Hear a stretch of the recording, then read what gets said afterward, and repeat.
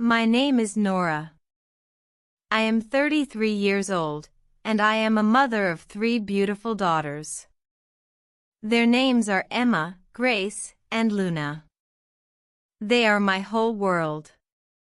I love them more than anything.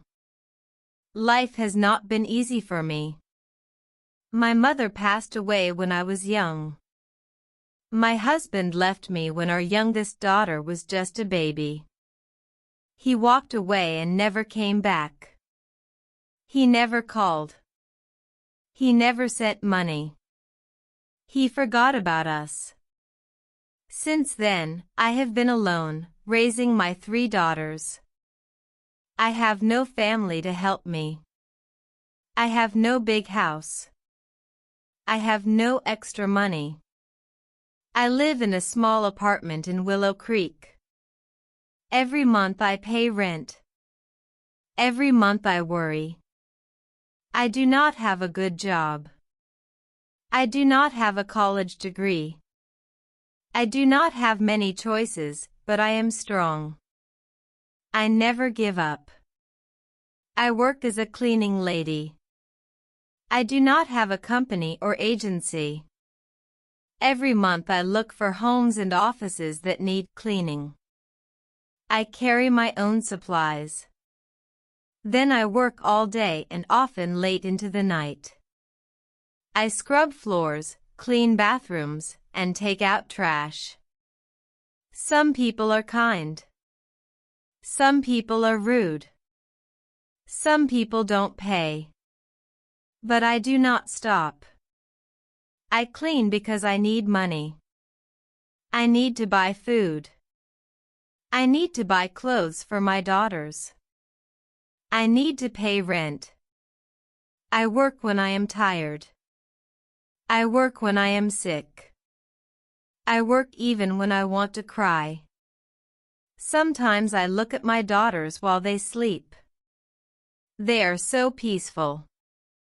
They are so beautiful. I touch their small hands. I kiss their foreheads. I whisper, "I love you." I want to give them a good life.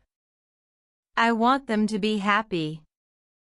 I want them to have everything I never had. But life is hard. One cold evening, I was walking my daughters home after a late cleaning job. The weather was terrible. The sky was dark. The rain was heavy. The sidewalks were icy. Emma held my hand tightly. Grace and Luna walked close behind. "Mama, I'm cold," Luna said. She was only 5 years old. "I know, sweetheart," I said. "We'll be home soon." I pulled her closer and wrapped my scarf around her. The street was quiet. The lights were dim. I held my daughter's hands tightly. My hands were shaking. I was nervous. Then suddenly, a bright light. A loud crash. A terrible pain. Everything went black. When I opened my eyes, I saw a white ceiling. I heard beeping sounds. I smelled medicine. I was in the hospital. I tried to sit up, but my body hurt. My head was heavy. My arms were weak. Then I remembered the accident. My daughters, where were they? I tried to speak Emma. Grace. Luna, my voice was dry. My throat hurt. A nurse came to me. She looked kind. She smiled softly. "Don't move too much," she said. "You were in a bad accident." "My daughters," I whispered. "Where are my daughters?" She touched my hand gently. "They are here. They are safe." Tears filled my eyes. "I want to see them." A few minutes later, the door opened. 3 small figures ran into the room. "Mama," they cried. They hugged me. They held my hands. They kissed my face. I started crying. I held them as tightly as I could. The doctor came into the room. He looked serious. He had bad news. "You have a broken leg," he said. "You need surgery. You need time to heal." I felt panic, but I have to work. I have to pay rent. I have to feed my daughters. The doctor looked sad. "You need to rest," he said. Then I remembered something worse. The cleaning supplies I borrowed from a friend were destroyed in the accident. And the worst part? I had accidentally damaged the front of a luxury store during the fall. The owner wanted $20,000. I had nothing. I was broken. I covered my face with my hands and cried. My daughters held me. They cried too. I was lost.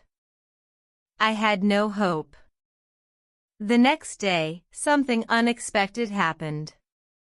My story spread on the internet. People read about me. People saw pictures of my daughters. They saw how much I suffered. Many kind people sent money. They wanted to help me. Then one day, I got a phone call. A deep voice spoke. "I heard your story," he said. "I want to help you." I was afraid. "Who are you?" "You will see soon," he said.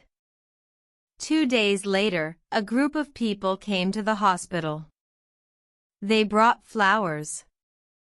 They brought warm clothes for my daughters. Then a young man walked in. He had kind eyes. He looked at me and smiled. He sat next to me. "You don't know me," he said.